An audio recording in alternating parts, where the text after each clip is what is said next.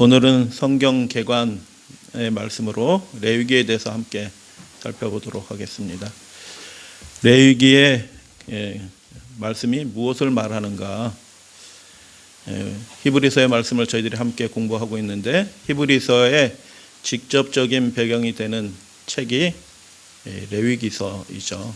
근데 많은 분들이 레위기서 읽다가 존다고 얘기하시는데 의미를 모르니까 졸게 되는 건데, 오늘은 여러분이 이제 성경을 읽으실 때 조금 도움이 되시라고 레위기가 무엇을 말하는 책인가, 부제로 하나님이 우리를 부르신다. 그런데 하나님은 거룩하신 분이시다. 그래서 그분의 부르심은 위험한 부르심이에요. 기쁜 부르심이기도 하고 감사한 부르심이기도 하는데, 하나님 앞으로 나아간다는 게 두렵고 떨리는 일이죠. 위험한 일이다 라는 얘기. 집집마다 소 4마리만 키우면 가정이 행복해진다고 합니다. 이런 거 만드신 분들은 다 하나님을 대체로 모르시는 분들이에요. 집집마다 소 4마리 키우면 가정이 행복해집니다. 일리가 조금 있어요.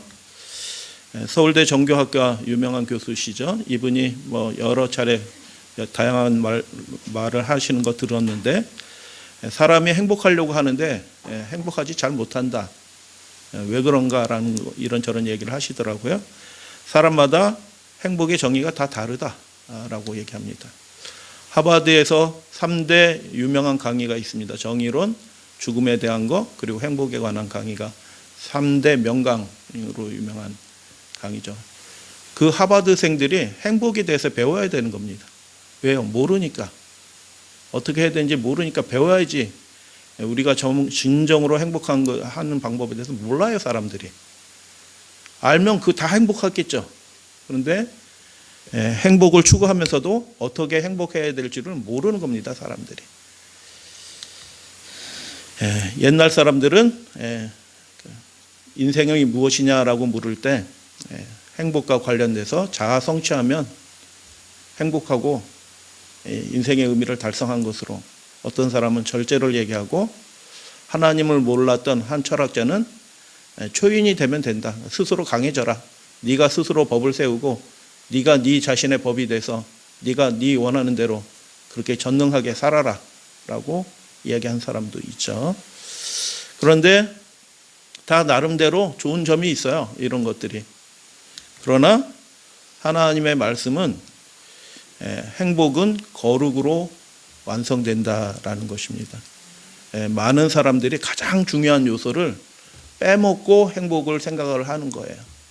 그렇기 때문에 행복을 열심히 추구하는데, 평생 그것을 갈망하는데, 그 하나님 안에서 주어지는 그 만족과 평안과 행복과 그 기쁨이 무엇인지 모르고 빈 껍데기처럼 그렇게 살아가는 많은 사람들이 있죠.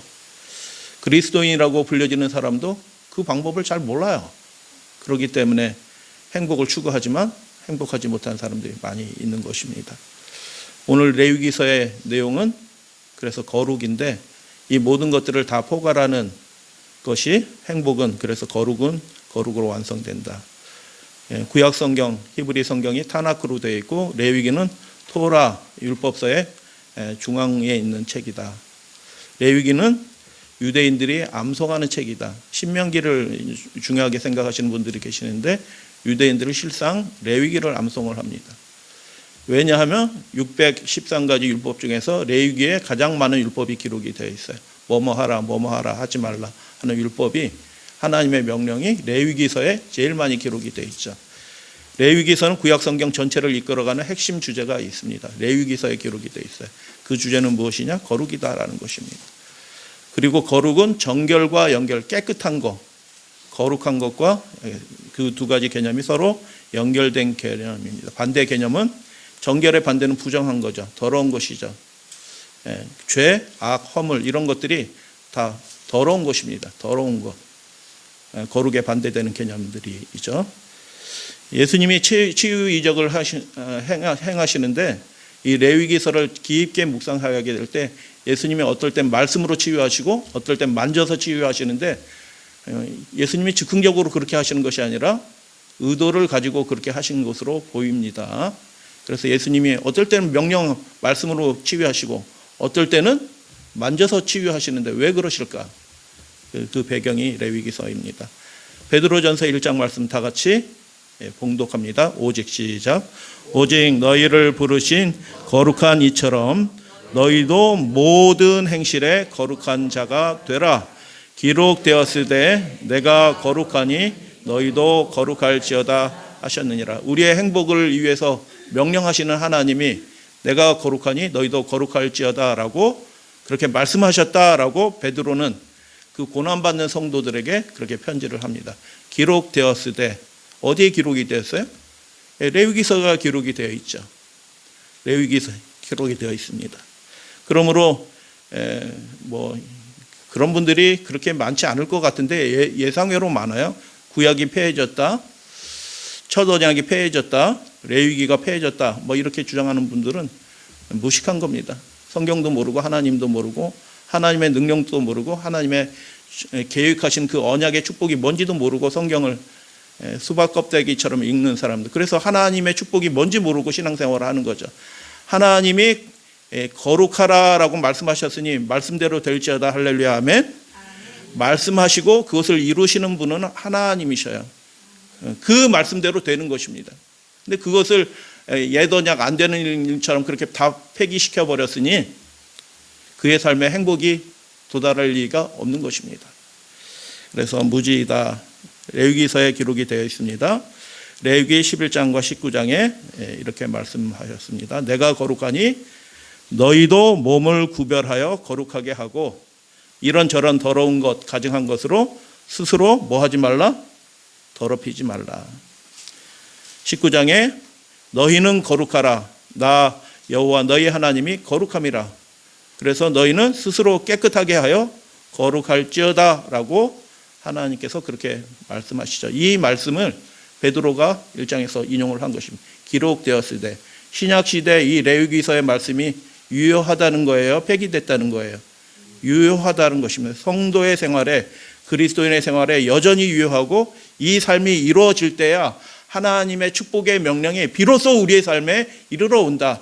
그 사람이 하나님 안에서 우리를 거룩하게 하시고 새롭게 하시고 깨끗하게 하시는 하나님의 거룩한 은혜의 그 능력이 그 가정을 그 심령을 통치하면서 그 사람이 복된 인생이 된다. 할렐루야 아멘. 믿으실지어다. 레위기 11장 19장에 이렇게 기록이 되어 있는데 이게 우연치 않게 이렇게 기록이 된 게 아니고 다 의도를 가지고 11장에 기록이 되어 있어야 되는 것입니다. 이 말씀이 거룩하라 깨끗하게 하라 라는 말씀이 11장에 나와야 돼요. 그리고 19장에 나와야 되는 것입니다. 그냥 랜덤하게 아무데나 이렇게 집어넣은 말씀이 아니에요. 그래서 거룩하라는 이 명령이 이 약속이 하나님의 약속이 레위기서 어느 부분에 기록이 되어 있는가 살펴보도록 하겠습니다. 레위기서의 절정이 16장이에요. 16장 17장 속죄일이에요. 속죄일은 모든 백성이 대제사장 안에서 하나님과 만나는 것입니다. 지성소 안으로 들어가는 대제사장을 통하여 하나님과 만나고 그의 모든 문제들을 모든 죄악들을 결산을 함을 받고 정결하게 함을 받는 그날이에요. 그래서 레위기의 절정은 16장입니다.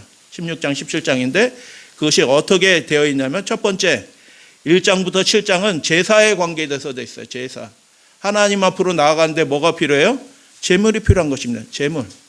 그래서 레위기 5제사, 5제사에 관한 얘기가 나와 있죠. 왜냐하면 우리는 죄인이라 하나님 앞에 나가는데 뭐가 있어야 돼요? 제물을 가지고 나가는 것입니다. 두 번째 내용들 8장부터 10장은 제사장에 관한 얘기입니다. 제사장을 이렇게 위임시켜라. 8장과 9장의 그 내용은 하늘 성소 봉사에 관한 오순절 성령에 관한 그 놀라운 예언의 성취와 관련된 그 완전한 표상이 8장과 9장에 기록이 되어 있어요. 우리가 살펴봤죠? 그 도표 기억하시나요? 그 연월일시 도표 AD 31년 3월 6일 오전 9시에 성령이 주시기로 하나님이 이미 레위기서에 작정을 하신 겁니다. 그거 아셔야지 됩니다. 그래서 교회가 어쩌다 보니 생겨나는 게 교회가 아니고 하나님이 연월일시 그분이 작정하신 그때 바로 그때 하나님이 교회가 탄생하도록 하신 것입니다. 그게 레위기 8장 9장에 나와 있어요. 이 레위기에 교회 얘기가 나올런지 누가 알겠어요? 근데 그렇게 하나님이 그렇게 해놓으신 것입니다. 제사장 위임식을 통하여. 그리고 10장에는 제사장인데 하나님 앞에 매일 드리는 제사 향봉사를 하러 들어갔는데 아론의 아들들이 어떻게 했더라? 하나님이 명하신 불이 아닌 다른 불을 가져다가 지 맘대로 하나님 앞에 예배를 했으니 어차피 예배한 거는 마찬가지다 하고 하나님이 받으셨다. 아멘. 그래서 여러분 예배라고 다 같은 예배가 아닌 것입니다. 하나님이 명령하지 않은 다른 예배로 하나님께 예배 드린다? 하나님이 안 받으십니다. 그 가증한 예배를 하나님이 받으시지 않을 뿐만 아니라 하나님 앞에 명하신 대로 하지 않고 자기 마음대로 와서 예배 드리는 그 제사장을 그 즉시로 하나님이 불로 태워서 소멸해 버리십니다. 죽게 하시는 거죠. 그래서 하나님 앞에 나아가는 일들이 두려운 일이에요. 감사한 일인데 동시에 두려운 일인 것이죠. 레위기 1장 1절 2절 10장이에요. 10장 오타가 났네. 여호와께서 명령하시지 아니한 다른 불을 담아 여호와 앞에 분향하였더니 불이 여호와 앞에서 나와 그들을 삼키매 여호와 앞에서 여기서 강조가 되는 말이 있죠. 여호와 앞에서 하나님 앞에서 하나님 앞으로 나가는 일들이 그게 간단한 일이 아니라는 것입니다. 준비하지 않고 나가는다. 예수님의 재림을 준비하지 않고 이렇게 예수님이 어서 오시옵소서 맞이한다. 그런 일은 있을 수도 없습니다. 완전하게 준비해야 되는 것입니다.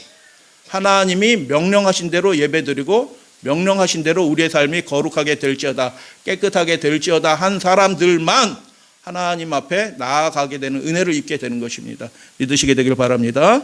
그래서 히브리서 12장에 보면은 바울이 이렇게 기록을 했죠. 이게 다 레위기서의 배경입니다. 우리 하나님은 무엇이라고요? 사랑과 은혜가 많으신 분이십니다. 이렇게 기록하지 않고 소멸하는 불이시다라고 바울이 그렇게 말하는 거죠. 그래서 제사장 이야기가 이렇게 나오고 그 다음에는 거룩에 관한 얘기가 나옵니다. 정결에 관한 얘기 11장부터 15장.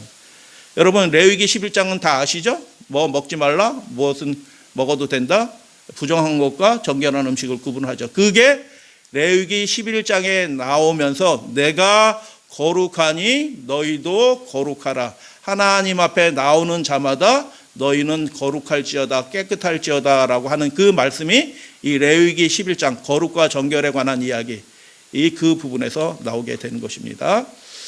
뭐 간단한 그림으로 되어 있는데 왼편은 정결한 거, 오른편은 부정한 거. 맨 위에 있는 것은 하늘에 속한 짐승들, 그 다음에 있는 것들은 땅에 속한 짐승들, 그 밑에 것은 물들에 속한 짐승들. 여러분 성경에서 창세기부터 계시록까지 하나님은 어떤 분으로 말씀하셔요? 하늘과 땅과 물들의 근원을 만드신 이를 뭐하라? 경배하라라고 그렇게 말씀하신 거예요. 어떻게 하는 게 경배하는 거예요? 하나님이 구별하신 것을 구별한 그대로 지키는 것이 그분을 경배하는 것입니다. 그래서 뭐 그냥 주여 주여 하는 것이 경배하는 것이 아니고 하나님이 창조하신 그 뜻대로 그 질서대로 구분하신 것대로 구분하는 것이 그게 경배자의 우리의 삶의 경배자에게 필요한 게 뭐예요? 거룩한 것이고 정결이 필요해요. 거룩하고 정결하지 않은 예배자는 하나님 앞에 나가지 못해요. 함부로 나가다는 제사장일지라도 불에 살라서 죽게 되는 것입니다. 하늘에 속한 것들도 하나님이 구분하시죠. 어떤 것은 정결해요. 그러나 어떤 것은 부정해요. 땅에 속한 것도 어떤 것은 먹을 수가 있어요. 그러나 어떤 것은 먹지 못해요. 먹지 말라라고 말씀하셨어요. 이것은 예수님 이후에도 바뀌지 않아요. 왜냐하면 예수님도 그렇게 하셨고 제자들도 그렇게 했고 이것은 정결하게 되는 방법이 없어요. 하혈을 하거나 시체를 만지거나 뭐 곰팡이 난 어떤 물건을 만지거나 집을 만지거나 이렇게 하면은 일주일 하고 몸을 씻고 옷을 빨고 이렇게 하라라고 하는 정결의 규례가 있어요. 그러나 먹는 거는 정결의 규례가 있어요, 없어요?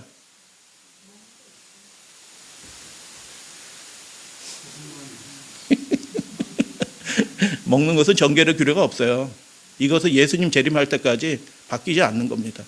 이건 정결의 규례가 없어요. 그래서 정결하게 된 최선의 방법이 뭐예요? 구별하신 대로 먹지 않는 것이 정결을 유지하는 방법이에요. 그래서 먹지 말라라고 명령하신 거예요. 그래서 창세기 1장에 하나님이 창조의 사역을 하시는 그 과정, 첫째 날 뭐 하시고, 둘째 날 뭐 하시고, 셋째 날 뭐 하시고 하는데 그 창조 사역의 핵심 단어가 뭐냐 하면 나누사예요. 밤과 낮을 나누시고, 궁창 위의 물과 궁창 아래의 물을 나누시고, 땅과 물을 나누시고, 그렇게 해서 나누는 활동이에요. 그 나누는 활동이 창조 사역의 가장 핵심적인 활동인 것입니다. 그래서 레위기에 거룩하라, 내가 거룩하니 너희도 거룩하라, 정결하라, 깨끗하라라고 명령하시는 하나님은 어떤 하나님이셔요? 창조주 하나님이신 것입니다. 그분께서 이 우주의 질서를 그렇게 만드신 거예요. 그분의 질서에 따라서 순종하면서 살아가는 것이 예배자로서 합당한 삶의 모습이에요. 하나님이 구분하신 것을 다시 그 경계를 무시하고 합치면 어떻게 해요? 그게 재앙인 것입니다. 궁창 위의 물과 궁창 아래의 물을 나누셨어요. 그런데 그 물이 어떻게 해요? 합쳐졌어요. 그게 재앙이잖아요. 노아홍수잖아. 죄악으로 인해서 그 물이 합쳐졌어. 나눈 것이 합쳐져. 그럼 재앙인 것입니다. 여러분, 거룩한 것이 멸망에 가증한 것이 거룩한 곳에 선 것을 보거든 읽는 자는 깨달을진즉. 이게 무슨 뜻이에요? 멸망에 가증한 것과 거룩한 것이 분리가 되어야 되는데 멸망에 가증한 것이 그 심령 가운데 가정 안에 들어와요. 그러면 어떻게 해요? 멸망하는 것입니다. 재앙이에요. 그거 자체로. 구분해야 되는 것입니다. 우리 가정에 인간적인 것과 세속적인 것과 하나님을 멸시하는 것들이 우리 가정에 들어오면 안 되는 것입니다. 그래서 하나님은 나누시는 분이시다. 구분하시는 분이시다. 그래서 하나님이 자신을 뭐라고 말씀하셔요? 내가 거룩하니 너희도 내가 구분한 것을 잘 구분해서 지켜라. 그런 말씀이죠. 그래서 18장, 20장에 보면은 역시 거룩과 정결을 다루는 백성들의 공동체 차원에서 여기서는 다뤄요. 개인적인 윤리가 아니고 공동체에서 남녀 관계에 있어서 십계명에 관해서 일상생활에서 구제하는 일에 있어서 순결에 관해서 죽은 것 뭐 이런 것들의 관계에 대해서 내가 거룩하니 너희의 일상생활도 사람들과의 관계도 너희들이 깨끗해야 된다. 거룩해야 된다라고 그렇게 말씀하시죠. 그리고 제사장들은 이렇게 하지 마라, 이렇게 해라라고 제사장에 관한 이야기가 나오고, 이번에는 1장과 7장에서는 제사에 관한 얘기가 나오지만 23장과 25장에서는 그 제사를 드리는 절기에 관한 얘기예요. 절기는 무엇을 나타내요? 하나님이 그 죄, 부정, 죄악, 더러운 것들을 어떻게 없이 하실지 그분의 구속의 계획이 이 절기를 통해서 나타나죠. 그래서 레위기는 그냥 간단한 책이 아니라는 것을 보게 됩니다. 하나님이 구원의 일들, 속죄의 일들을 어떻게 이루시는가를 다 마스터 플랜을 보여주시고 그 핵심적인 것이 무엇인지 나타내 기록해 놓으신 것이, 그것이 누구를 통해서 이루어진다고요? 예수 그리스도, 제사장이신 예수 그리스도를 통하여 이루어질 것이다 라는 것을, 그 마스터 플랜을 그려놓은 것이 레위기서이죠. 그래서 모세오경이 중요한 책이지만 그 중에서도 제일 중요한 책은 무엇이냐 하면 레위기서인 것입니다. 우리에게도 지성소 시대를 살아가는, 이 마지막 시대에 살아가는 하나님의 백성들에게도 이 레위기의 책들의 그 메시지가 굉장히 중요한 거죠. 그리고 오늘 장로님이 기도하시는데 레위기 26장으로 기도하셨어요. 레위기 26장의 내용이 뭐예요? 언약 저주에 관한 얘기입니다. 시내산 언약을 다시 확인합니다. 그리고 이렇게 할지어다 그렇게 하지 않으면 짐승과 칼과 온역과 이런 질병들이 너희들에게 닥칠 것이다. 땅이 너희를 토해내서 너희들이 끌어갈 것이다 라는 축복과 언약 저주에 관한 이야기들이 나오고 27장 서원에 관한 이야기로 맞춰집니다. 그래서 내가 거룩하니 너희도 거룩하라 라는 말씀이 어떤 부분에 나오냐면 하나님 앞에 곧 나아갈 그 사람들이, 예배자가 하나님 앞에 경배하고 하나님을 만나는 사람들에게 반드시 필요한 게 무엇이냐 하면 먹든지 마시든지 무엇을 하든지 하나님의 영광을 위해서 하라라고 바울은 그렇게 고린도서에서 기록을 했는데, 먹든지 마시든지 무엇을 하든지 너의 삶을 하나님 앞에서 어떻게 하라? 거룩하게 하고 정결하게 하라라는 하나님의 명령이, 하나님의 뜻이 담겨져 있는 거죠. 이게 폐해진 율법인가요?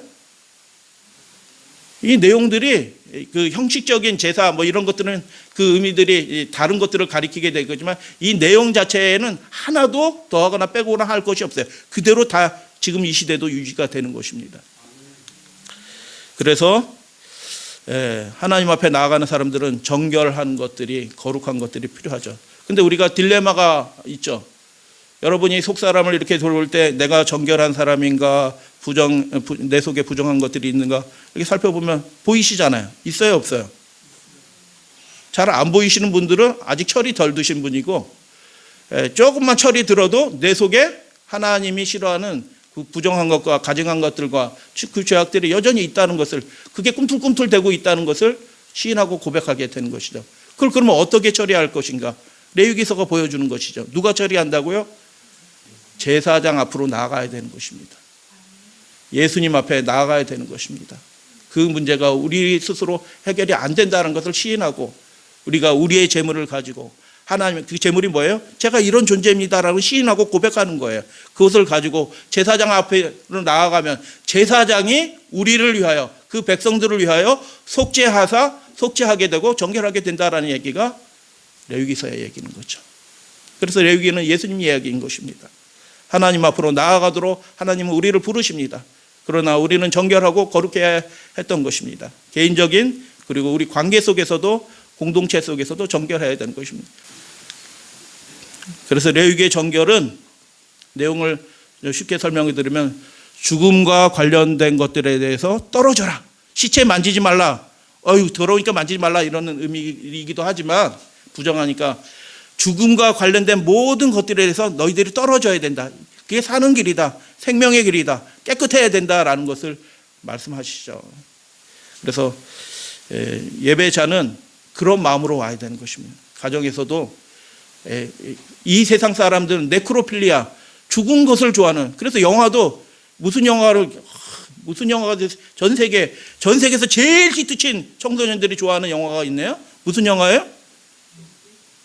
그 좀비 영화예요. 좀비 영화. 그 좀비가 뭐 사랑하고 좀비가 무슨 사랑하는지, 하여튼 그런 영화를 열광하면서 보는 것입니다. 네크로필리아예요. 죽은 것을 좋아하는 그런 문화가 가득하게 되는 것입니다. 근데 하나님은 뭐라고 말씀해요? 그 죽은 것과 관련된 그 문화나 먹는 것이나 마시는 거나 그 어떤 것이나 그런 것에서 떨어져라. 유출병, 문둥병 다 죽음과 관련된 거예요. 그래서 격리시키는 일들을 하게 되는 거죠. 근데 예수님의 생애를 보게 될 때 어떻게 해요? 죽은 과부의 아들, 회당장의 딸 접촉하십니다. 문둥병자, 혈루병자 여자들 접촉하십니다. 접촉하는데, 접촉하면 부정해진다라고 얘기했는데, 예수님은 부정해지지 않고 오히려 그분의 거룩함이, 그분의 정결함이 거꾸로 접촉을 통해서 그 죽은 그 사람의 시체에, 그 문둥병에, 유출병에 있는 사람에게 오히려 거꾸로 강력하게 나아가게 되는 것입니다. 어떻게 그렇게 될까요? 사람들 사이에서는 부정한 사람을 만지면 그 사람도 부정해지만, 그 여인이, 그 예수님이 만져준 그 시체가 그 접촉함을 받은 그분은 누구시냐면 생명의 근원이신 하나님이신 성전 그 자체이신 분이셨기 때문에 그 생명의 능력이, 정결의 그 능력이 즉시로 나가서 병의 근원을 고치게 되는 일들을 하게 되는 것입니다. 여러분, 예수님을 만지시면 문제가 해결이 됩니다. 우리가 심령이 답답하고 마음이 어지러울 때 그 생명의 능력을 즉시로 공급해 주시는 예수님께 손을 뻗으시고 그분의 은혜의 능력, 정결하게 하시는 그 생명의 능력을 접촉함을 받으시면 그 문제가 영원히 해결될 줄로 여러분 믿으시게 되기를 주님의 이름으로 축복합니다. 귀신은 어떻게 해요? 귀신은 그거는 악의 세력에 관한 거예요. 그분은 대권을 가지고 절로 가 이렇게 말씀하십니다. 나가 이렇게 말씀하셔요. 그래서 치료하는 방법이 다르죠. 왜냐하면 그분 자신이 거룩해. 내가 거룩하니 라고 말씀하신 레위기서 11장에서 17장에서 내가 거룩하니 라고 말씀하신 그분이 바로 그분이 이 땅에 인간으로 오셔서 그 우리와 함께 임마누엘 하신 하나님이시다라는 것을 우리는 알게 되는 것입니다. 그분 자신이 거룩이며 그분 자신이 성전이시기 때문에 그분을 만지면 우리의 죄의 문제가, 우리의 부정의 문제가 그 즉시로 해결함을 받게 된다라는 약속의 말씀인 것입니다. 그래서 계시록 22장에 보면 새 예루살렘에 뭐 생명나무 가무실이 달마다 열리고 뭐 그런 얘기들이 나와요. 생명이 충만합니다. 계시록 22장에 보니까. 왜 계시록 22장 그 새 예루살렘 성 안에는 죽는 사람이 없고 나무도 안 죽고 짐승도 안 죽고 모든 것이 생명으로 충만해. 계시록 22장에 보니까 그 세상이 다가오고 있는데 왜 예루살렘 성은 생명으로 충만합니까? 그 예루살렘 성 안에는 죄와 부정이 없는 겁니다. 하나님이 계시는 곳이기 때문입니다. 우리 심령 가운데 하나님이 계시면 그분의 영광이 해와 달이 필요 없을 만큼 그 강력한 그분의 정결하게 하는 영광이 우리 심령을 비추게 해줘서 죄가 물러가게 하는 그런 역사들이 우리 가운데 있게 되는 것입니다. 행복해지게 되는 것입니다. 복락이 이루어지게 되는 것입니다. 그래서 계시록 22장 새 예루살렘에 그 생명이 가득한 이유는 죄가 사라지고 부정이 없어졌기 때문에, 정결하게 되었기 때문에 그 도성 안에는 죽음의 그림자가 하나도 없는 것입니다. 그 일들을 예수님이 이루시겠다라고 약속해 주셨고, 그분의 이름이 뭐예요? 지난 시간에 배웠죠. 예수님의 이름? 잊어먹으시면 또 살펴보시면 돼요. 계시록 1장, 21장, 22장 이렇게 살펴보셔요. 그래서 모세오경의 핵심의 그 주제는 무엇인가라는 것을 레위기를 중심으로 다시 한번 잠깐 살펴보면, 창세기는 언약을 맺네요. 사람하고 하나님이. 참 감사한 일이죠. 그 연약한 인간하고 하나님이 언약을 맺어요. 피조물일 뿐이. 아담하고 언약을 맺으시죠. 노아하고 언약을 맺으시죠. 아브라함하고 언약을 맺으셔요. 그 언약의 내용이 뭐예요? 생육하고 번성하라는 것입니다. 근데 출애굽기 1장에 보면은 어떻게 해요? 그들이 애굽에서 번성하였더라라고 그렇게 돼요. 그 야곱의 12아들이 애굽에서 번성하도록 하신 분은 누구셔요? 그들과 언약을 맺으신 하나님이 정말 약속 그대로 그들을 번성하게 해 주신 것입니다. 할렐루야, 아멘. 그래서 출애굽기 시작 1장에 이스라엘 백성이 애굽에서 번성하였다라는 얘기가 왜 나와요? 하나님은 언약을 지키시는 분이시다라는 그런 얘기예요. 레위기의 얘기는 뭐예요? 하나님을 그 출애굽 시켜서 어떻게 해요? 하나님 이제 나와 만나자라고 하나님이 우리를 부르시는 얘기인 것입니다. 하나님 앞 성막 앞으로 부르시죠. 언약의 핵심이 뭐예요? 그래서 나아가야 되는 거죠. 하나님 앞으로. 그러니까 어떻게 애굽 생활 청산하고 부정한 것 청산하고 거룩하고 온전하게 돼서 하나님 앞으로 나아가라, 나와라라고 하나님이 초청해 주시는 것이고요. 민수기는 뭐예요? 넘버스잖아요. 넘버스 영어로. 예, 카운트한다는 얘기예요. 백성들을 카운트해요. 왜 카운트해요? 하나, 둘, 셋, 넷. 몇 명 안 되네. 카운트할 필요 없어요. 근데 너무 많어. 그래서 카운트 한번 해보는 거예요. 도대체 몇 명이냐 우리가 카운트하는 거죠. 이 얘기가 뭐예요? 하나님이 번성하게 해주신 것입니다. 그들을 인도해 주시는 분은 하나님이셔요. 약속을 지키시는 분은 하나님이셔요. 우리가 약속에 신실하지 못했지만 하나님은 그걸 기억하셔서 결국 그들로 하여금 번성하게 해주시고 구원하셔서 약속된 가나안으로 이끌어 주신다. 그게 민수기 얘기인 것입니다. 신명기는 뭐 얘기해요? 이제 가나안을 앞두고 하나님이 다시 기억하게 하는 거죠. 뭐예요? 언약을 기억해라. 그 언약의 핵심 내용은 뭐예요? 레위기서예요. 거룩하라라는 것이에요. 하나님 앞에 신실하라, 거룩하라. 그래서 창조는 나누는 활동이고요. 하나님이 나누신 것을 사람이 합칠지 못할지어다. 아멘. 하나님이 합치신 것을 사람이 나누지 못할지어다. 아멘. 예. 그게 하나님을 예배하는 자들의 기본입니다. 그게 언약의 믿음이고요. 그게 거룩한 생애고요. 정결한 생애인 것입니다. 10계명의 내용이 뭐예요? 참된 신과 제1계명이 뭐예요? 참된 신과 가짜 신이 있다. 구분하라. 안식일 계명이 뭐예요? 참된 예배일과 그냥 보통 날이 있다. 구분해라. 하나님이 대권으로 구분하신 거 너희도 구분해라. 그래서 모든 내용들이 다 구분한 거예요. 제 10번째 계명이 뭐예요? 이웃집의 아내나 낙이나 그거 네 거 아니니까 함부로 손대지 마라. 하나님이 구분하신 것을 너희도 구분해라.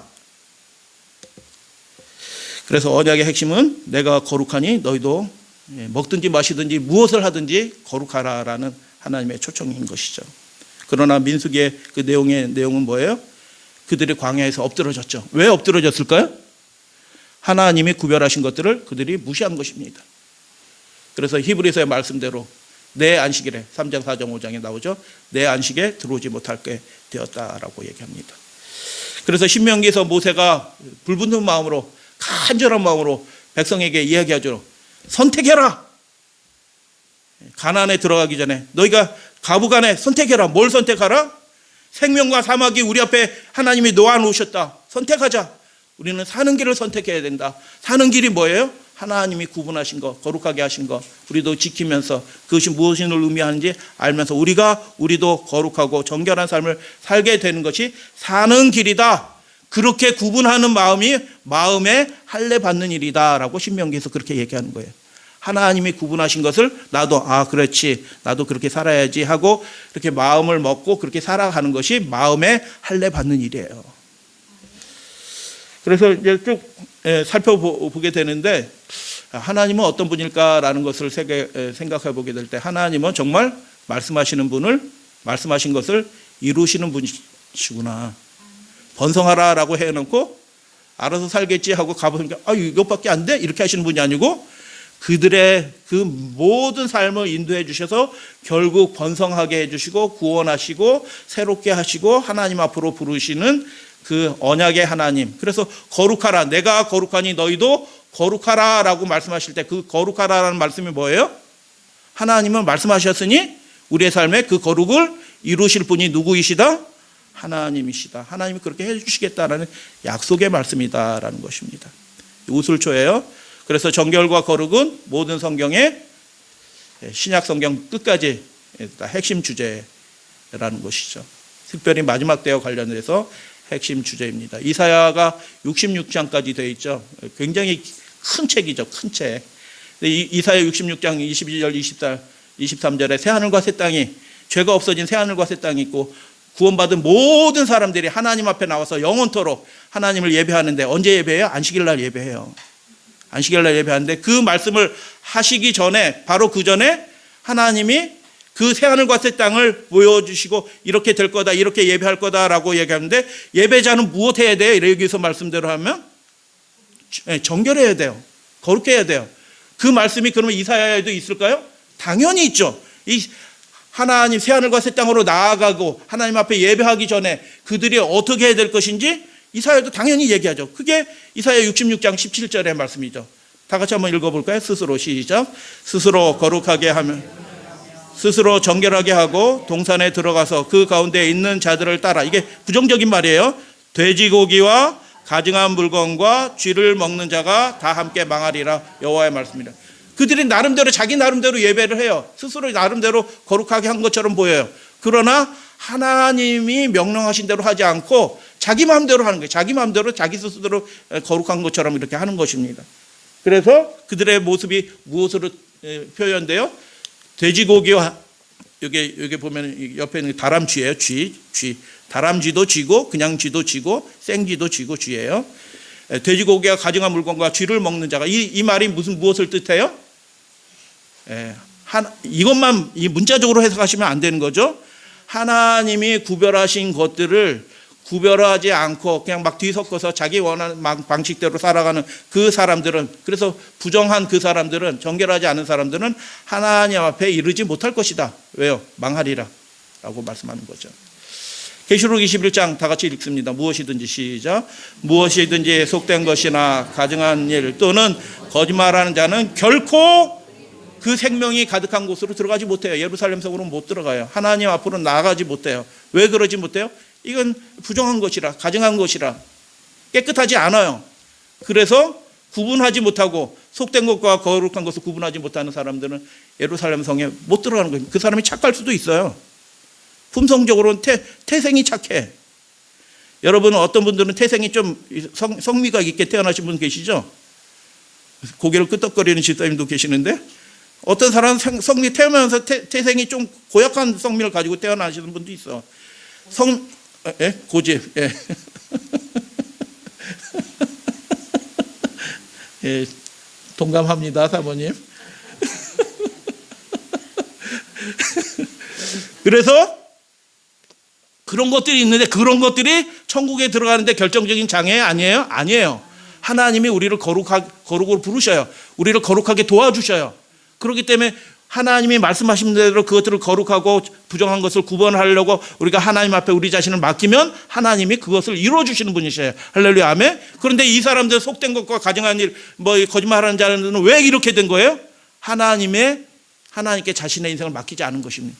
그래서 그 삶에 여전히 부정한 것들과 더러운 것들과 가증한 것들이 여전히 그 삶에 해결되지 않은 채로 남아있는 것이에요. 못 들어가는 것입니다. 그래서 계시록에서도 하나님 앞으로, 계시록 22장이 새 예루살렘이잖아요. 새 예루살렘에 들어가기 전에 어떤 사람은 못 들어가요? 부정한 사람들, 정결과 속된 것을 구분하지 못하는 사람들은 들어가지 못한다라고 말씀하시는 것이에요. 이 마지막 시대의 영적 싸움을 보여주는 그 대표적인 장면이 14만 4천인데 그 영적 싸움의 핵심이 뭐예요? 정결한 것과 부정한 것을 나누는 운동이에요. 깨끗한 것과 그렇지 않은 것들을 나누는 영적인 싸움이 벌어지는 것이죠. 같이 읽겠습니다. 이 사람들은, 시작. 이 사람들은 여자와 더불어 더럽히지 아니하고 흠이 없는 자들이라. 더럽히지 아니하고 흠이 없는, 다 제사 용어예요. 제사 용어. 레위기 용어인 것입니다. 그래서 마지막 시대 영적 싸움은 우리가 무기 잘 준비하고 헌금 잔뜩 들여서 우리가 한 20억 30억 모아놔도 그 재정으로 이 마지막 시대 싸움을 이렇게 한다? 그게 아니고요. 우리 자신이 하나님의 무기인 것입니다. 믿으시면 아멘? 우리가 능력이 많아서 하나님의 무기가 되는 것이 아니라 우리가 하나님의 손에 들려진 거룩한 병기가 되기 때문에 하나님의 무기가 되는 것입니다. 그래서 이 사람들은 더럽히지 않은 사람들이다. 흠이 없는 자, 재물 흠인 것을 드리지 않죠? 흠이 없는 자들이다라고 14만 4천의 핵심 용어가, 핵심적인 자질이 뭐라고요? 정결한 것이라고 말씀을 드렸죠. 그래서 레위기 핵심 주제를 1장 1절서부터 하나님이 딱 말씀하시네요. 이 거룩에 관한 이야기들을 1장 1절에서 말씀하셔요. 뭐라고 말씀하셔요? 읽겠습니다. 시작. 여호와께서 회막에서 모세를 부르시고 그에게 말씀하여 이르시다. 이야, 어디로 부르셔요? 회막. 그 회막 어떤 회막이에요? 잘못하면 레위기 10장에서 함부로 들어가고 부정한 채로 아무렇게나 들어가면 어떻게 해요? 죽는 곳이에요. 근데 하나님이 어디서 만나자고 얘기해요? 회막에서 만나자라고 얘기해요. 두려워요? 안 두려워요?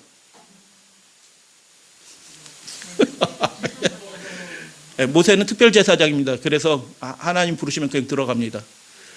그래서 회막에서 부르신다. 거룩하신 분이 그 거룩한 장소로 우리를 부르시는 거예요. 그래서 우리가 예수님 안에서, 모세의 표상인 예수님 안에서 예수님과 함께 그리로 들어가는 것입니다. 우리가 뭘 준비해야 돼요? 하나님 부르셔서 우리가 그리로 가는데 우리가 새 예루살렘으로 들어가게 될 거 아니에요. 거룩한 성으로 들어가게 될 것이잖아요. 그분의 보좌가 있고 그분의 율법이 있는 곳으로 우리가 부름을 받았잖아요. 우리가 무엇을 준비해야 돼요? 거룩해야 되는 것입니다. 정결해야 되는 것입니다. 하나님이 나누신 것을 우리도 나누고 인정하고 그것에 굴복하고 우리의 삶이 그렇게 되도록 하나님께 맡기셔야 되는 것입니다. 그래서 하나님 앞에 나가기 위해서 반드시 해결해야 될 것이 있는데 그것이 무엇이냐? 부정과 죄인 것입니다. 이게 우리가 본성적으로 오염된 채로 태어나기 때문에 이게 자동적으로 우리 속에서 이루어져요. 시인하시나요? 생각이 자꾸 부정적으로 돌아가, 나쁜 쪽으로 돌아가. 하나님 쪽으로 돌아가는 게 아니고 자꾸 그 엉뚱한 데로 돌아가. 그래가지고 가장 사랑하는, 가장 가까운 사람들한테 마음을 상하게 하고 아프게 해. 자기가 원하지 않는 짓을 자꾸 해. 그런 일들을 평생 그렇게 해오면서 살았잖아요. 고백하시나요? 몇몇 분들만 고생하시고 나머지는 다 천사처럼 살았군요. 축복합니다. 그것도 감사한 일이에요. 그러나 그 일들이 잘 안 된다는 걸 시인하게 돼. 왜 그래요? 우리 속에 그 정결하게 하는 셈이 강력하게 역사하지 아직 못하고 있는 거예요. 그 일들이 속히 이루어지게 되기를 하나님이 원하시는 거예요. 그래서 부르시는 거죠. 빨리 준비하자라고 얘기하는 거죠. 어떻게 거룩하고 정결하게 되는가? 하나님이 준비하신다는 것입니다. 그래서 이게 복음이에요.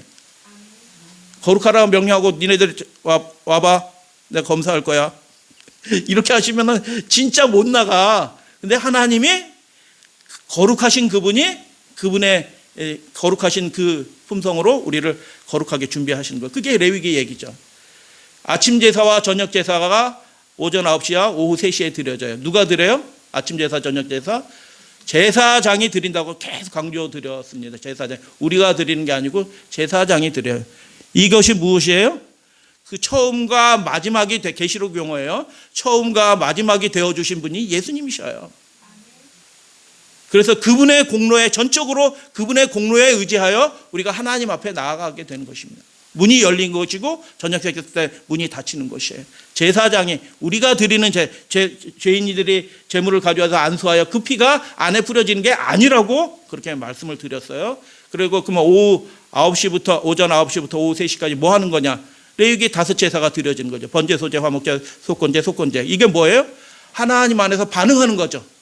하나님이 하나님 앞으로 부르시고 하나님 앞으로 나아가는 길을 대제사장이신 예수 그리스도를 통해서 그 길을 열어주셨어요. 할렐루야, 아멘.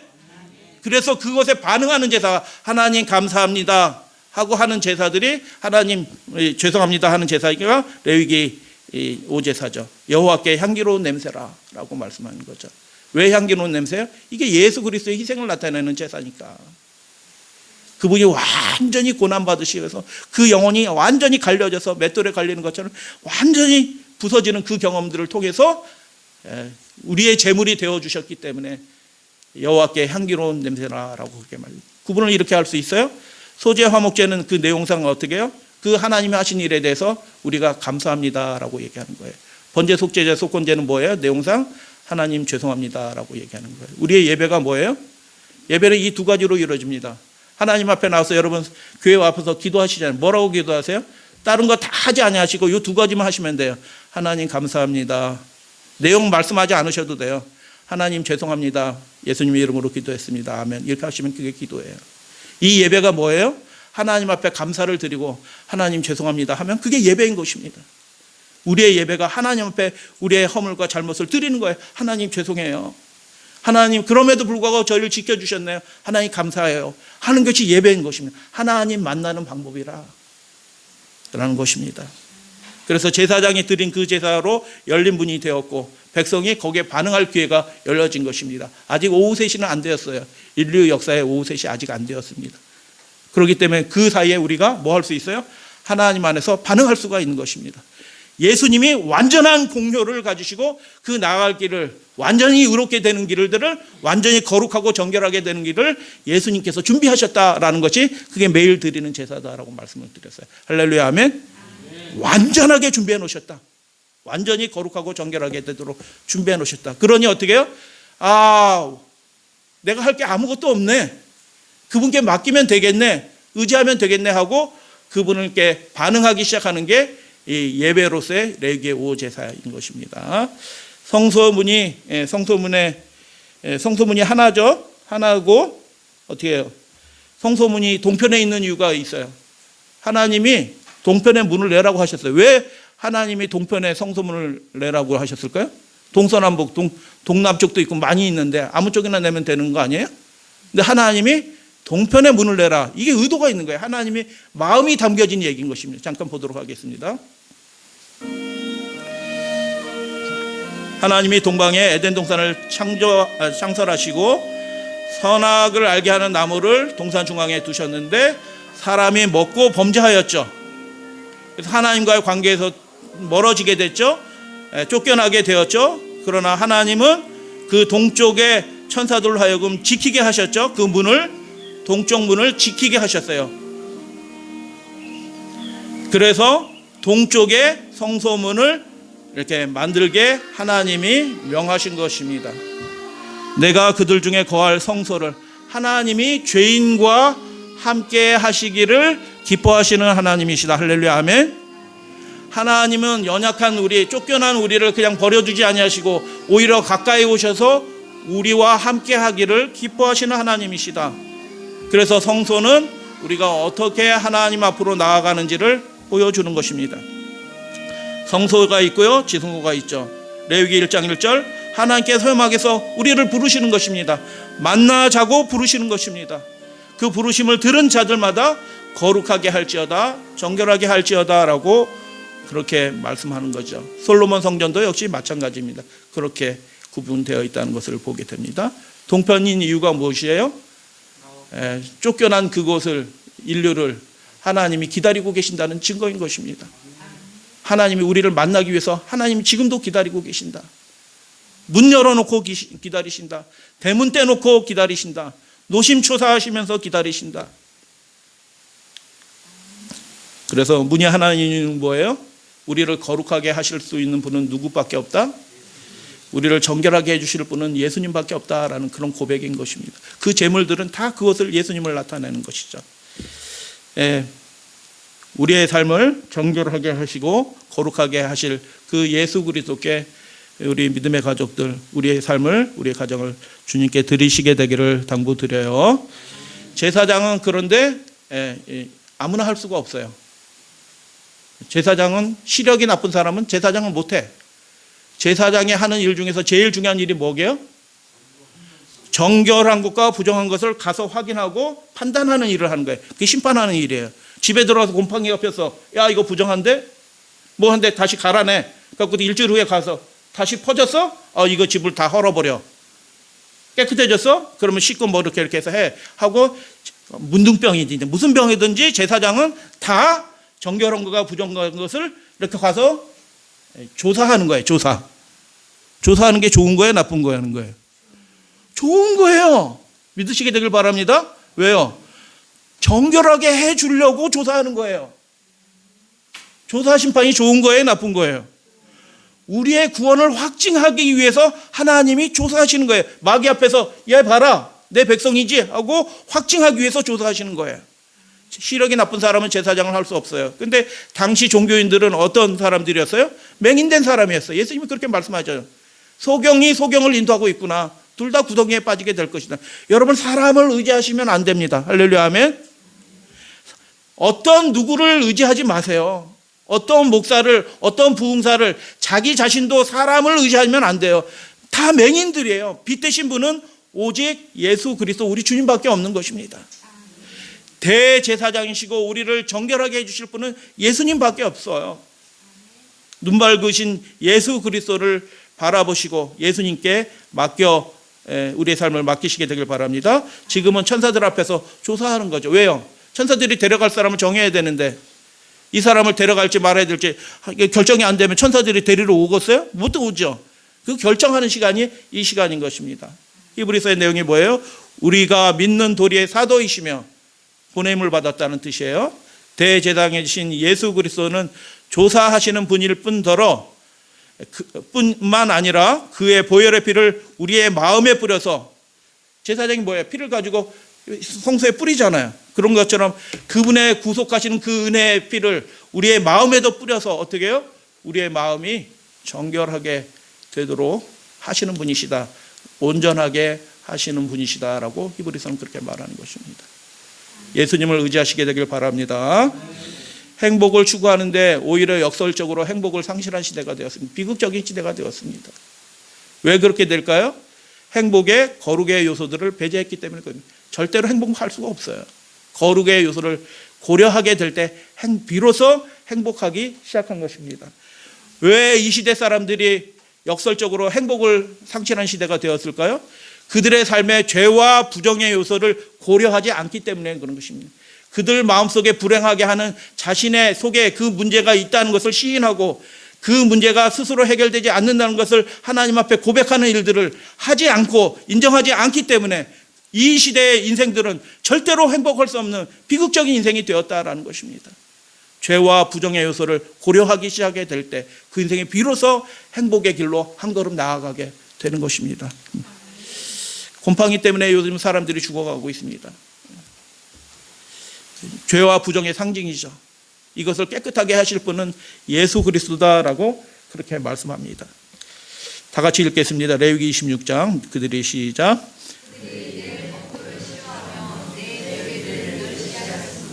그 땅을 떠나서 사람이 없을 때 그 땅은 황폐하여 안식을 누릴 것이고 그들은 자기 죄악의 형벌을 기쁘게 받으리라 라고 그렇게 레위기 20장 그리고 여러 군데 땅이 그들을 토하여 내치리라 라는 그런 말씀이 있죠. 읽어보신 적 있으시죠? 왜 그래요? 그 이유가 뭐예요? 하나님의 법도를 그들이 싫어했기 때문에, 하나님이 명령하신 그 명령과 규례를 멸시하였기 때문에, 그 명령과 그 법도의 핵심적인 내용이 뭐예요? 거룩한 것과 속된 것을 구분하라라는 것입니다. 안식일과 그렇지 않은 날을 구분하라. 먹든지 마시든지 무엇을 하든지 거룩하게 하라라는 그 명령을 멸시한 것입니다. 그래서 불행에 떨어진 대표적인 존재가 있죠? 가인인 것입니다. 하나님의 화목하게 하는 그 초청을, 명령을 끝까지 거절하고, 그래서 죄 가운데 삼켜진 바 되었죠. 분노를 조절하지 못해서 그 사랑하는 아우를 죽이게 됐죠. 자기가 원하지 않은 일을 하게 되었죠. 하나님 앞을 떠나서 스스로 안정감을 취하게 되죠. 그래서 성을 짓고 음악을 만들고 뭘 하고 뭐 하고 하는데 가인은 평생 행복할 수 없는 그런 사람이 되었죠. 왜 그랬을까요? 하나님과 화목하게 되어야 되는데 하나님과 화목하기를 거절하였기 때문에 그가 끊임없이 무엇을 추구하지만 행복할 수 없는 사람이 되었죠. 그 대표적인 존재가 누구예요? 마귀 사탄이죠. 마귀 사탄이 하나님이 하늘에서도 돌이키려고 하셨는데 그 하나님의 화목을 거절하였기 때문에 비극적인 존재가 됐죠. 하나님마다 재앙이 되게 되었죠. 이 세상 모든 사람들을 다 불행하게 만드는 존재가 되었던 것입니다. 하나님께서 우리를 화목회로 부르십니다. 우리가 준비하고 반응합시다. 어떻게 준비하고 반응하게 되는 것입니까? 정결하라 거룩하라 라고 그렇게 말씀하십니다. 사람은 피하여 숨었지만 하나님은 그 문이 닫힐까 그 나오는 그 길을 지키게 해주셨습니다. 할렐루야 아멘. 못 들어오게 지킨 게 아니에요. 제가 예전에 중고등학교 대학교 때 이 성경이 그렇게 읽혔어요. 못 들어오게 지킨 거. 죄인들 저놈들이 들어오면 안 되지. 그래서 못 들어오게 지키는 것처럼 이해했는데 이 원문의 말씀이 무슨 뜻이냐면 문이 닫히지 않도록 지켜주신 것입니다. 그리고 그 문으로 예수 그리스도께서 오히려 밖으로 나오셔서 우리를 데리고 그 문으로 함께 들어가자, 성소로 들어가자라고 얘기하는 것이 레위기서의 얘기고 계시록의 얘기인 것입니다. 여호와께서 회막에서 우리를 부르시고 계십니다. 문이 열려져 있다라고 말하는 것입니다. 모든 것이 갖추어졌다라고 말씀하시는 것입니다. 그래서 너희도 거룩하고 구별하고 정결하게 되라라고 그렇게 말씀하시는 것입니다. 준비하게 해주시는 것이죠. 말씀을 빨리 했는데 이제 마치는 시간이 되었습니다. 말씀은 굉장히 빨리 하는 것 같은데도 별로 안 빠른 것 같아요. 제가 히브리서에 반영된 레위기 말씀 109절 읽고 이제 말씀 마칩니다. 히브리서의 그 레위기서의 도처에 반영된 그 중에 뭐 한두 가지만 살펴볼게요. 제사 예식과 관련돼서 살펴보도록 하겠습니다. 히브리서 5장 2절 말씀 같이 읽어요. 시작. 그가 무식하고 미혹된 자를 능히 용납할 수 있는 것은 자기도 연하게 쌓여 있음이라 라고 그렇게 말씀하셨어요. 예수님이 어떤 분이시라고요? 용납하시는 분이래요. 넉넉하게 용납하시는 분이래요. 할렐루야 아멘. 근데 어떤 사람을 용납해요? 무식하고 미혹된 자를 용납해 주신대. 야, 답답한 사람들이거든요. 이 사람들은 무식하고 미혹된 자들은 한마디로 하면 답답한 사람이에요. 미련한 사람들이거든요. 근데 예수님이 그거를 알고 용납해 주신대요. 할렐루야 아멘. 근데 무식하고 미혹된다라는 이 표현이 레위기서의 표현이에요. 레위기서의 표현. 무슨 표현이에요? 누구든지 여호와의 계명 중 하나라도 그릇 범하는 거예요. 그 미혹된 거죠. 부지 중에 범해요. 무식한 거거든요. 뭐 잘 알아야 되는데 아무것도 모르고 막 지 맘대로 하다 막 범하는 거예요. 그러니까 무식하고 미혹된 자야. 근데 그거에 대해서 하나님이 어떻게 얘기해요? 제사장이 예수님이 그 범한 죄에 대하여 그를 위하여 속죄하고 계신대요. 그리고 어떻게 된다요? 그가 사함을 얻으리라. 할렐루야 아멘. 레위기 5장에 또 이런 말씀이 나와요. 누구든지 여호와의 성물에 대하여 속건제에 관한 규례입니다. 성물에 대하여 11조 뭐 각종 헌물 다 마찬가지 교회 사물 뭐 이런 것들에 대해서 부지 중에 범죄하였으면 5분의 1을 다 이렇게 하고 그 제사장이 어떻게 하라? 제사장이 그의 잘못 부지 중에 범죄한 허물을 위하여 속죄한즉 그가 사함을 얻으리라. 예수님이 우리를 위하여 그 죄사함 속죄함을 위해서 예수님이 우리를 위하여 하나님 앞에서 그 일을 하신다. 어떤 자를 위하여? 무식하고 미혹된 우리를 위하여. 나는 무식하고 미혹된 자 아니라고 생각하시는 분 한번 손 들어보세요. 그런 사람 없거든요. 자꾸 넘어지고 이런 게 왜 그래요? 무식한 거, 아니 미혹된 겁니다. 그릇 범하는 거.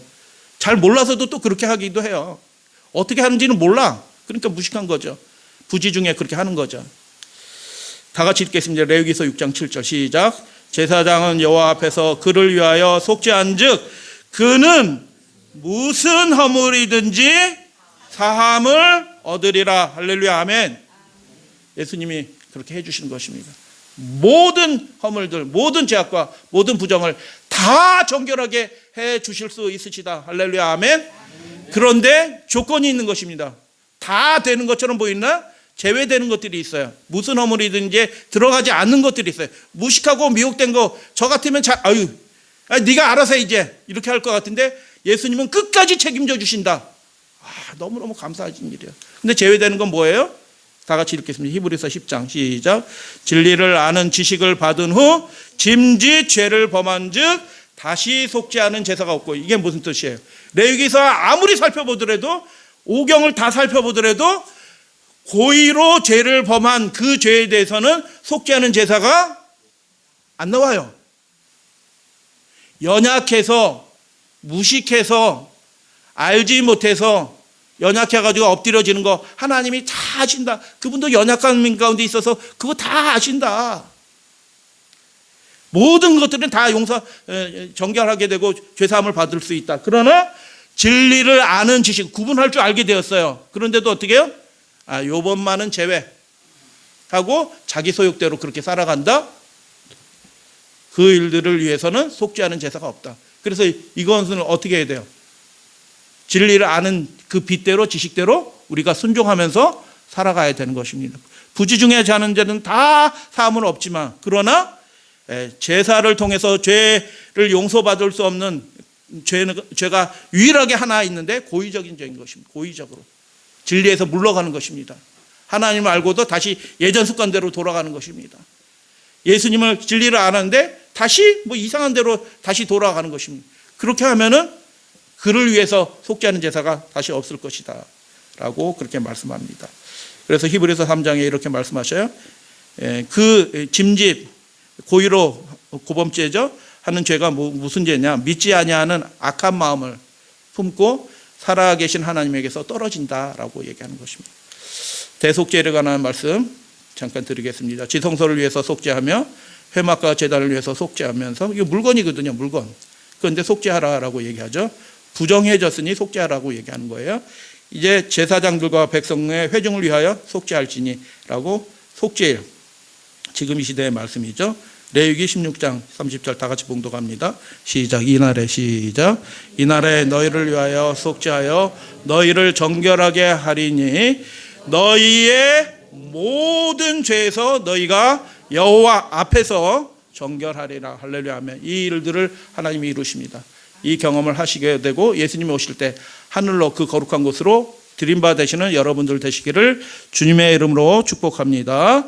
다니엘서 8장 14절 2300주야까지리니 1844년에 그 일들을 하시기 위하여 인류 역사의 그 마지막 일 정결하게 하시는 그 최종적인 일을 하시기 위해서 예수님이 지성소에 들어가셨다.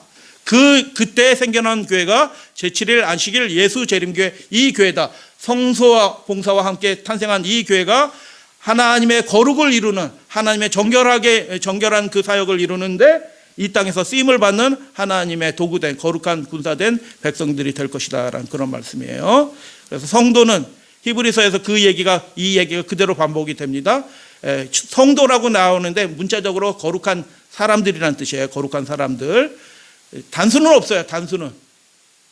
우리가 함께 성도는 신약성경에서 모두가 성도 개인을 한 게 다 한꺼번에 우리가 주님 안에서 연결된 지체로 한꺼번에 거룩하게 되는 것입니다. 물론 개인의 선택이 개인적으로 들어가지만 성도는 그래서 공동체인 것입니다. 개인적인 신앙 하시는 분들을 빨리 회개하셔야 되는 것입니다. 절대로 그렇지 않아요. 마지막 군대도 그리스도와 함께 모인 군대죠. 연합한 군대다라는 것입니다. 스스로 더럽히지 말라 스스로 깨끗하게 하고 거룩할지어다 말씀하시고 베드로전서에 기록되었으되라고 말씀하신 그 일들을 이루고 계십니다. 그리고 고린도전서에 바울이 유명한 성경 구절이죠. 하나님의 성전은 거룩하니 너희도 그러하리라. 너희도 거룩하라 라고 그렇게 말씀하시는 그 일들이 내가 거룩하니 하나님의 성전을 거룩하니 너희도 거룩하라 라고 그렇게 말씀하십니다. 마태복음 5장 예수님이 그런 취지로 말씀하신 것입니다. 그러므로 다 같이 공독합니다. 시작. 그러므로 하늘에 계신 너희 아버지의 온전하심과 같이 너희도 온전하라. 온전하라, 정결하라, 거룩하라 라는 말씀입니다. 우리 구주께서는 인간의 본성에 관한 모든 것을 아셨으므로 그러므로 하늘에 계신 너희 아버지의 온전하심과 같이 온전하라 라고 말씀하셨다. 하나님께서 당신의 영역 안에서 온전하신 것처럼 사람도 자신의 영역 안에서 온전해야 한다. 영접하는 자 곧 주의 이름을 믿는 자들에게는 하나님의 자녀가 되는, 거룩하신 분의 자녀가 되는 권세를 주셨다. 거룩해진다는 뜻이에요. 희망에 넘치는 말씀이다. 이거 난 못 들어가겠는데, 이건 뜻이 아니고 그렇게 해 주시겠다라고 약속해 주신 것입니다. 희망에 넘치는 이 말씀에 해당되는 사람들이 바로 우리들이다. 이 말씀은 우리가 가장 훌륭하고 가장 고상한 성품, 즉 하나님과 같은 성품으로 우리가 만족하게 될 것이다 라는 것을 약속해 주고 있다. 그렇게 되는 것입니다. 여러분, 그렇게 되기 위해서 하나님 앞에 우리 자신을 맡기시는 여러분들 되시길 바랍니다. 그러면 우리 측에서 아무것도 안 하고 자동으로 되냐? 그거는 아니에요. 매 순간 그 하나님께 맡기고 선택하는 일들을 우리가 하게 되는 것이죠. 갑자기 욱하게 된다고 말씀하셨잖아요. 그 순간 뭐 해야 돼요? 하나님을 바라보고 죽으신 예수 그리스도를 바라보시면 되는 것입니다. 잠깐 멈추면 되는 거예요. 하나님의 뜻에 순종하기 위하여 끊임없이 노력하면서 그리스도인의 완전한 성품에 도달하는 것이 우리가 해야 할 일이다라고 얘기하는 것입니다. 이게 평생에 해야 될 일이라는 게 완성이 안 된다는 뜻이 아니에요. 하나님은 이루시는 분이에요. 하나님은 시작과 마침이신 분이셔요. 이루신다고 얘기하신 거예요. 그렇게 평생 우리가 그렇게 하나님께 맡기는 일들을 우리가 해야 된다라는 것입니다. 하나님께서는 도덕적 통치자이시다. 우리는 하나님의 뜻을 기다리며 복종해야 된다. 그리고 우리가 마땅히 해야 될 일이 있다면 언제나 우리는 그 의무를 기꺼이 감당할 준비를 하고 있어야 된다. 밀랍의 도자기의 흔적이 남기듯 영혼의 성령의 흔적을 지니고 그리스도의 흔적을 소유해야 한다. 우리는 더욱 열렬히 기도해야 하며 더욱 완전히 믿어야 하고 우리 주님의 모습으로 자라기 위해서 다시 한번 끈기 있게 노력해야 된다. 준비하고 기도하고 노력해야 된다.